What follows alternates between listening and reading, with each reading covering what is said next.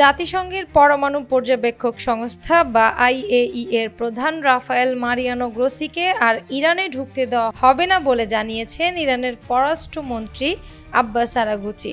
একই সঙ্গে সংস্থাটিকে ইরানি পরমাণু স্থাপনাগুলোতে নজরদারি ক্যামেরাও বসাতে দেওয়া হবে না বলে জানিয়ে দেওয়া হয়েছে।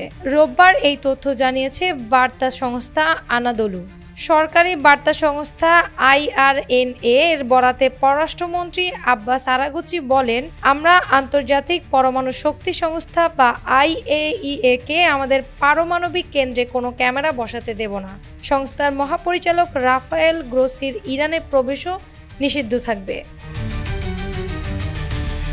এই সিদ্ধান্ত আসে এমন এক সময় যখন ইরান ও IAEA এর মধ্যে উত্তেজনা বাড়ছে, বিশেষ করে ইসরায়েল ও যুক্তরাষ্ট্রের সাম্প্রতিক হামলার প্রেক্ষিতে নজরদারি ও স্বচ্ছতা নিয়ে তীব্র মতবিরোধ তৈরি হয়েছে। অবশ্য মাত্র কয়েকদিন আগেই ইরানের পার্লামেন্ট এক আইন পাশ করেছে যেখানে IAEA এর সঙ্গে সহযোগিতা স্থগিত রাখার সিদ্ধান্ত নেওয়া হয়েছে। এর পেছনে রয়েছে গত 13 জুন থেকে শুরু হওয়া 12 দিনের রক্তক্ষয়ী সংঘর্ষ। ওই দিন ইসরায়েলের ইরানের সামরিক, পারমাণবিক ও বেসামরিক স্থাপনাগুলোর ওপর বিমান হামলা চালায়। ইরানের স্বাস্থ্য মন্ত্রণালয়ের তথ্য অনুযায়ী এতে কমপক্ষে 606 জন নিহত এবং 5332 জন আহত হয়েছেন। জবাবে ইরানও ইসরায়েলের ওপর মিসাইল ও ড্রোন হামলা চালায়।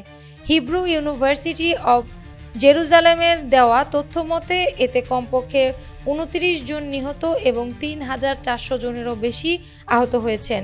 শেষ পর্যন্ত গত 24 জুন থেকে যুক্তরাষ্ট্রের মধ্যস্থতায় দুই দেশের মধ্যে একটি যুদ্ধবিরতি কার্যকর হয়।